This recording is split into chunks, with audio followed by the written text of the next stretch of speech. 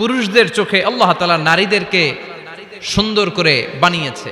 নারীদের সৌন্দর্য দেখলে পুরুষ পুলকিত হয়, এজন্য পুরুষের জন্য স্পেশালি আল্লাহ তাআলা জান্নাতের ভিতরে হুরুল জান্নাহ রেখে দিয়েছে।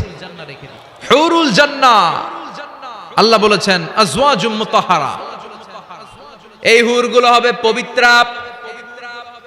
পবিত্র নারী, এদের কোনো মাসিক নাই, মেনস্ট্রুয়েশনাল পিরিয়ড নাই, কোনো ঋতুস্রাব নাই। এই হুরের কোনোদিন হায়েজ হয় না, কোনোদিন নেফাস হয় না। এরা হচ্ছে কাসরাতুত তরফ, ডাগর ডাগর চোখ, হুরুন আইন, ডাগর ডাগর থাকবে এদের চোখ, হরিণের মতো ডাগর ডাগর চোখ, মেঘে কালো কেশ, কাজল কালো চুল, হরিণের মতো ডাগর ডাগর তার চোখ, সুন্দরী,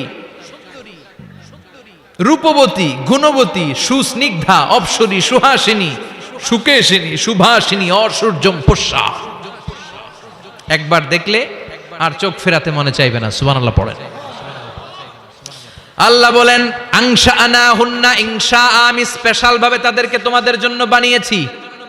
বছরের পর বছর, লক্ষ কোটি বছর তারা জান্নাতে তোমাদের জন্য অপেক্ষায় আছে। লাম ইয়াতমিসহুন্না ইনসুন ক্বাবলাহুম ওয়ালা জান, কোন মানুষ কোন জিন ওই হুরদের গায়ে কোনোদিন টাচ করে নাই। সুবহানাল্লাহ। ইনট্যাক্ট হুর, কেউ তাদের গায়ে টাচ করে নাই। এত সৌন্দর্য তাদের দেহ বেয়ে পড়বে, তাদের দেহের দিকে তাকালে মাসলের ভেতরে, মাংসপেশির ভিতরে যে রগ আছে, রগের ভেতরে যে রক্ত চলাচল করে, এটাও বাইরে থেকে দেখা যাবে। হাড্ডির ভেতরে যে মগজ আছে, অস্থি আছে, এগুলো যে নাড়াচাড়া করে, দূর থেকে নজর করলে সেটাও টের পাওয়া যাবে। চিল্লায় পড়েন আল্লাহু আকবার। ওই হুর পেয়ে আমরা খুশি না বেজার?